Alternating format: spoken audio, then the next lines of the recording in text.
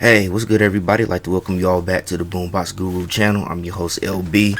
So today, man, got another concert review. I know it's been a while since I've done one of these concert reviews because this was actually the first show that I've been to since September. I wasn't really going to a lot of shows after that September show from last year, which was Unleash the Archers and Powerwolf. So as of the recording of this video, because I'm not quite sure when I'm going to drop this video, but this past Friday, me and a couple of friends actually went to go see Australian deathcore metalcore band Make Them Suffer. They're on tour right now. It's 4 bands in total. You know, of course, Make Them Suffer is the headliner. The 3 opening bands are Swedish metalcore band Aviana, Australian metalcore alternative band Wind Waker, and the only American band on the lineup or on the bill is like Moths to Flame, which I believe they're from Columbus, Ohio. But yeah, this show, really was looking forward to it. You know, I've been a fan of Make Them Suffer probably since around either 2019 or 2020.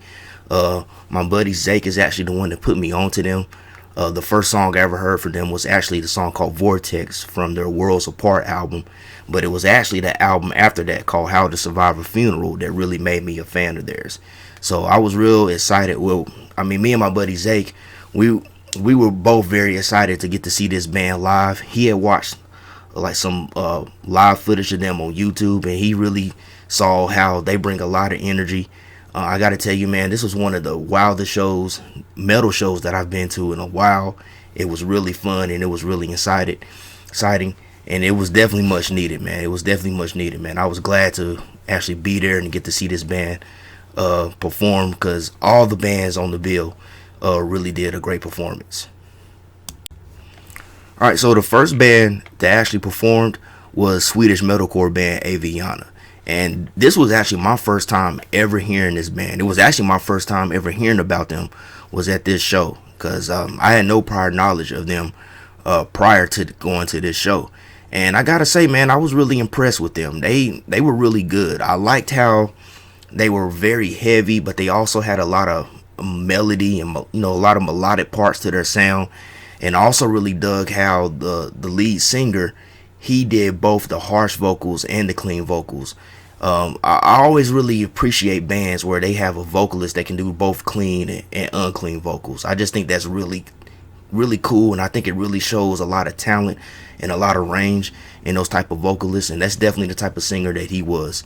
And I'm not sure how many people in the audience were fans of Aviana already, but I gotta tell you, man, they definitely had the crowd. They definitely had the crowd's attention. I mean, it may not have been as energized as some of the later bands would be, but they definitely had the crowd's attention, man. They did a real good job. Actually, it's kind of funny because the lead vocalist, he's the only one that doesn't like wear a mask, for what I could tell. Like when he got on stage, but when the other members, like the bass player and the guitarist and the drummer, when they got on stage, they all had on masks. And I actually initially thought that it was that band called Imperial Triumphant at first, because the ones that were in the mask and the stuff like that, they kind of looked similar to Imperial Triumphant, but totally different band, totally different sound. But I gotta say, they did a really good job. Great performance, and I do plan on checking out a lot more of their music. But they really was a good opening band. They really kind of set the tone for the show and got everybody really energized for the next bands coming up. So after Aviana's performance, the next band was Australian metalcore alternative band Wind Waker. So Wind Waker was an interesting band. I'll say this: their first 2 songs I really dug, because I noticed right off the bat that they were definitely different than the rest of the bands on this bill, because their style was more of a fusion. At least when I first heard those first 2 songs, it definitely was a fusion of metalcore as well as rap, because the lead vocalist, he definitely was rapping some of those parts, and then there were moments where the rhythm kind of went into sort of like a rap metal type of style, which I was perfectly fine with, because I'm a fan of rap metal. So I really dug those first 2 songs. But as they went through their set list, their songs just really, they changed a whole lot, man. Like, definitely metalcore, but I noticed that they fuse a lot of their sound with not only rap, but they also fuse it with R&B and pop. So there was, as they went through their set list, I started noticing that there were more parts of them bringing more of those R&B and pop kind of styles into their sound. And I'll be honest with you, I liked it the first two songs where it was more of that kind of streamline of like the metalcore mixed with the rap. But once they started bringing in like a lot of that R&B and pop stuff into the sound, because I could have sworn that I could hear like sort of like auto tune or something in some of the parts of some of those songs that they were performing. It kind of lost me there. So Wind Waker, I respect what they're trying to do. Excuse me, I respect what they're doing. I respected like eclectic mix of metalcore, alternative rock, R&B, pop, and stuff like that, as well as rap. But honestly, by the end of the set, I pretty much came to the conclusion that they really wasn't my cup of tea. But again, I respect what they're doing. I respect them for being different and doing something that was totally unorthodox than some of the other bands. It's just that most of the other bands on there, they kind of, more of them had more of a consistent sound compared to them. And not only that, but the front man, the lead vocalist, he had on a scissor shirt. So that should tell you, that kind of told me right off the bat, okay, these guys are about to be a little bit different. But no matter how I felt about it, Wind Waker seems to have their fan base over here, because they definitely had the crowd going. Like they even got the crowd even more hyped up than Aviana. And as I was looking around, I seen a lot of people in the crowd that knew their songs and were singing it word for word.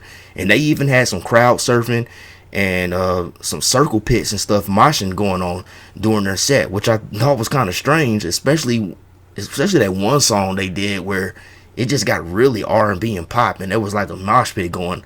I thought that was weird, but in any case, man, they seem to have the crowd's attention and focus, man. So might not have been my cup of tea, but respect them for being totally different and being eclectic with their sound, and they had the crowd engaged, no matter what I may think.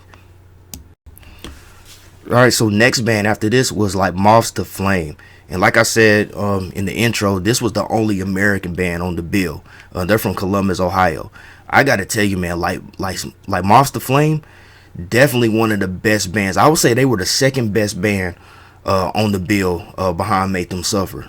And dude, they had the crowd really hyped. I think just as many people were there to see them as they were to see Make Them Suffer, honestly, because when they came out on stage, everybody really just lost it. I mean, and they were really good. They were really good. Again, most of these first three bands, I'm really not familiar with most of them, but I gotta tell you, Aviana and like Moths to Flame were the ones that really stood out to me the most. Like Moths to Flame, man, just really great energized performance. I mean, the music was really good, very heavy, very intense, and the front man was amazing. He gave a lot of crowd engagement. You know what I'm saying? He was up there talking his stuff, man, and he made it clear that their whole purpose was to get the crowd really pumped up for Make Them Suffer. And I gotta tell you, man, they did a great job at that. I mean, once they got on stage, I mean, the crowd just got even more wilder. I mean, so many more mosh pits and circle pits, so much more crowd surfing was going on. I mean, they really took things up to the next level. So he did his job. He did his job at getting the crowd super warmed up for Make Them Suffer. And I really dug the set list, even though I wasn't familiar with the songs. The songs sounded amazing and great. So like Moths to Flame is definitely another band, along with Aviana, that's on my list to really dig into their discography. And I think like Moths to Flame has actually been around for quite some time, because I remember there was one song that he performed right before he performed. When he was talking, he said that, like, we're gonna do this song from our 2010 album. So they've actually been around for quite some time. So I guess you could say they're probably one of the veteran bands of the whole metalcore deathcore scene. But they did an amazing job, and I wouldn't mind seeing those guys live again on a tour with Make Them Suffer again. They were really good, and I really enjoyed their performance as well. All right, so now the moment that y'all all been wanting to hear about is, how was Make Them Suffer? Make Them Suffer was amazing. They were amazing. I mean, like Moths to Flame, like I said, for me, Like Monster Flame was the second best, and then I would say Aviana. But when Make Them Suffer came out on stage, they definitely showed everybody who was the headliner. They definitely did. I mean, they did such a great job. I mean, the crowd got so wild. I mean, cause me and my friends, me and my buddies, man, like in between each set, when the bands would finish, you know how people like to leave, maybe go to the bathroom, go to the bar or whatever like that. We took the opportunities to move up closer and get a good spot, and we actually had a good spot right before Make Them Suffer came on. We didn't eventually, unfortunately, we didn't get to stay in that spot because the crowd got so crazy, man. And one thing I noticed was that there was a lot of people out in the crowd, going to the bar, getting their beer and stuff of that nature.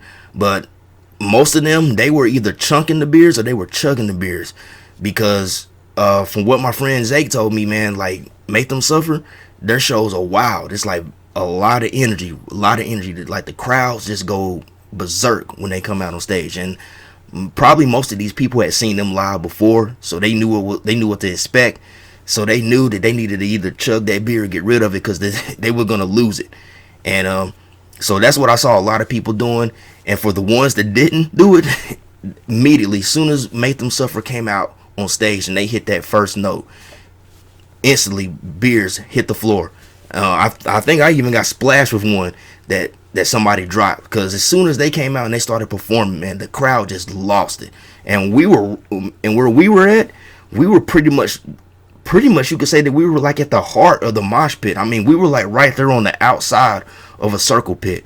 So we was looking right at the people that was just wilding out in the circle pit, and we was actually helping people who fell and stuff like that, and doing the typical things you do at these type of shows where that type of stuff happened. Actually, my buddy Zach, I think somebody pushed him into the pit when he wasn't even trying to get in there. So it was pretty wild, and he also crowd surfed too, man. So it was a lot of crowd surfing going on once Make Them Suffer came out. But man, that show was just wicked. And most of their set lists, most of Make Them Suffer set lists, it mainly focused on the last two albums, How to Survive a Funeral and their recent album, the self-titled one. So they opened up with Epitaph from the new album, and that really just set everybody off. But then the second song was Bones from How to Survive a Funeral, which Bones is one of my favorite Make Them Suffer songs, because that was the one that I heard that really made me a fan of them. But once they performed that song, I mean, everybody just like lost it, man. That was just so fun to see everybody just wilding out to that track. I remember hearing Soul Decay from How to Survive a Funeral as well. They didn't really focus too much on the prior records. They performed one song from Worlds Apart, which was Uncharted. And me and my friend Zake, we both were talking about how we thought it would have been a good idea for them to perform Vortex off that album, because I feel like Vortex was the song that really got them attention over here in the States. But they only did Uncharted off that album, and then they did one song off of Old Souls, which I believe was Ether. I think the song was Ether. I think that's what the song is called, off of Old Souls. I mean, I should know that because I have that album as well. But yeah, they didn't really focus too much on the early records. They really just stuck with How to Survive a Funeral and an Epitaph. And now that I'm thinking about it, I kind of understand why they focused on How to Survive a Funeral, because that album came out in 2020. That was during the pandemic. That was when everybody was on lockdown. That was when there was no touring or anything going on. So that album came out and they weren't even able to tour that record. So I can understand why a lot of the material on this set list focused on that album, as well as the new record that just came out towards the end of last year. But I don't have the new album just yet. I pretty much have everything of them except for the very first album, which is kind of hard to come by today, and the recent album, the self-titled record. But it was an amazing set list, man. I mean, everybody was just having a great time, crowd surfing, everything. I seen this one guy, he I don't know how he did it, man. He must have had some super upper body strength, but he climbed up on one of the poles, the support beams at the venue, and crowd surf. I mean, I think they almost dropped him though, but the initiative that he took to like climb up on that support beam just so he could get a crowd surf in, man. I thought that was cool, man. And this was a great show. I mean, I know most of the time when I do concert reviews, I might have a critique about the audience, because usually you deal with somebody that gets a little bit too wasted, and they might be causing problems for other people and stuff like that. But nothing like that happened here. Nothing like that happened here. For the most part, everybody was just cool and just there and enjoying the music and having a great time. So, and there were no like people that were just getting a little bit out of control as far as like the moshing and just the overall kind of vibe of the show. People, there weren't any crowd killers. That's what I'm trying to say. Weren't any people that was going a little bit nuts with that, man. And everybody was everybody was respectable. Like the mosh pit, if somebody fell down, I seen everybody just stop and just rush and help that person up. So great show. Everybody was just courteous to each other, and everybody was just there to have a good time. So definitely one of the best shows that I've been to this year, man. That's definitely top. That might be a top 10 show for me, honestly, man, because I definitely would like to see Make Them Suffer once again. So if Make Them Suffer, if they're coming to a city near you on this tour and you're into this type of music, metalcore, deathcore, that type of style, I definitely recommend that you go and check them out. Definitely go check them out, man. It's a show that I think that you will really enjoy, that you're gonna have a good time. It's gonna get wild and crazy, but it's all the bands did great performances, and I think you will really enjoy it. So definitely make sure you get some tickets. And the show that we were at was actually at the Underground in Charlotte. That show actually sold out. It sold out, but my buddy Zach, he had actually got the tickets way ahead of time. He texted me about going, and I was like, yeah, for sure, man. I definitely want to go see them. So we were already good, but that show actually sold out, and that just goes to show that how much bigger Make Them Suffer have actually gotten over here in the States. And I really think a lot of that has to do with that collaboration that they did with Courtney LaPlante from Spirit Box. I think that really raised their profile over here, and it probably helped bring in a lot of the Spirit Box fans as well, because I've seen a few people out there in the crowd that had on Spirit Box shirts as well. So yeah, I'm really glad to see more of these modern newer bands, especially the ones that come from overseas, because Make Them Suffer and most of the bands on the bill, except for damn, I'm losing it, like Monster Flame, that was the only American band on the bill. Everybody else was from Australia and Sweden. So I'm glad to see more of those bands come over here in the States and tour more, because some of my favorite modern metal bands are actually coming from overseas these days. And unfortunately, if you're a smaller band, you don't really have the funds to come over here and tour and stuff like that. But I'm glad to see more bands like that coming over here and touring. So I'm looking out for some of my other favorite bands that are from overseas or living in other countries and continents, that they can come over here. But a great show. Highly recommend that you go check out Make Them Suffer if they come to your neck of the woods, man. But yeah, that's it for this concert review of Make Them Suffer. Amazing tour, amazing show. Definitely was glad to get there. I needed that show. And if you like this concert review, please give me a like. Also share the video and subscribe to the channel. Make sure you hit that bell. That way you'll be notified when I drop new content. And I want to thank each and every person out there that's been supporting the channel, that's been watching the videos, leaving comments. I really do appreciate it. And as always, hope everybody has a blessed day and a blessed week. Love, peace, and music. Peace out, y'all.